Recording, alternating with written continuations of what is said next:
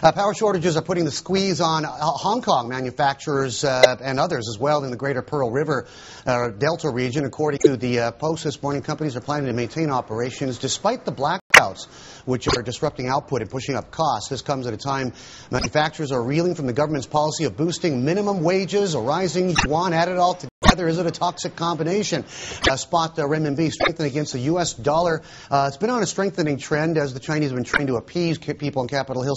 649.26 was the Friday reading from 6.50 to round it off on the Thursday session. Ted Hornbutt is AmCham Shanghai Manufacturers Business Council Chair. Also our guest host Clinton Dines from Caledonia Asia joins Mark and myself on the show today. Ted, good morning to you. In Shanghai, you know, with this program to hike wages among the workers in China and power outages, we were doing a story a little bit earlier about how some Guangdong factories are in shutdown mode 2 or 3 days a week. This is must be really putting the squeeze on a lot of your constituents. Well, sure. Certainly, there's some issues with factor costs that are changing in China. But you know, AmCham Shanghai has been following this for about the past 5 years, and you know, we find that a lot of our members maybe are a little bit isolated from some of the rising factor costs because most of our member companies are actually investing in China for China, so that they're not necessarily chasing cheap factor costs. For those companies that are in a high labor, low value added type of industry, I think that their potentially their days in China could be numbered. So you have to first you have to take a look at what type of. Go ahead. Sorry. Sure. No, I was going to ask. I mean, you're saying that a lot of your members are immune because they're investing in China for China. How does that change the how does that change cost dynamics? You know, whether Chinese workers are making iPad 2s for a global audience or whether they're making stuff for a local one, aren't they affected or aren't they subject to the same wage regulations? Well, sure, but if you're in the China market and you're competing with other China market peoples, when the water rises, it sort of takes all the boats with it. I think if you're in an export-oriented market, and we see this in our surveys, that the export-oriented folks actually have lower margins and less room to deal with because of they're in a global market. Where in some ways the China market for the China manufacturers is a little bit more immune. But I think no one is immune from the rising costs at the end of the day. But what this really boils down to is that, you know, the days of easy manufacturing in China are over. So that if you want to manufacture successfully in China, you have to be doing the same things that you're doing in your North American factories or your European factories. So you got to bring your A management team to play in China. You have to implement best manufacturing processes. So you really have to be on the ball because your margin of error is becoming much less. Interesting. Clinton? Yeah, no, I think Ted's dead right. He's got the idea that you know, China's moving up the capital curve essentially, and that's the sort of thing that has to be, you know, has to happen inevitably.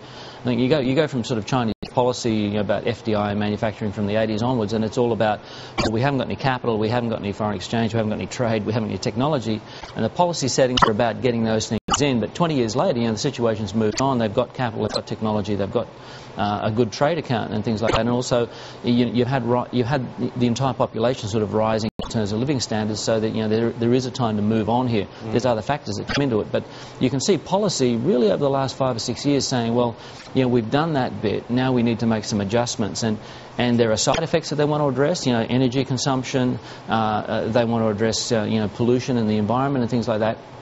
And an implication of that is that the entire Chinese manufacturing curve starts to go from labour intensive up the capital curve, and that to some extent plays into the hands of the skilled multinationals and foreign corporates who are much more experienced at playing in that space. So it can be an advantage.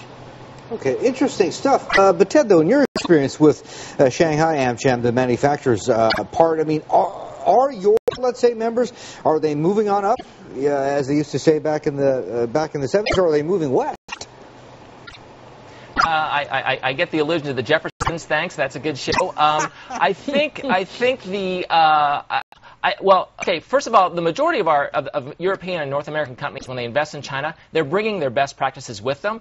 So they're not investing in sort of downscale facilities, right? But you do see an underutilization of manufacturing best practices. So I think a lot of facilities still have latent productivity available for them to increase productivity. But again, that's a management issue.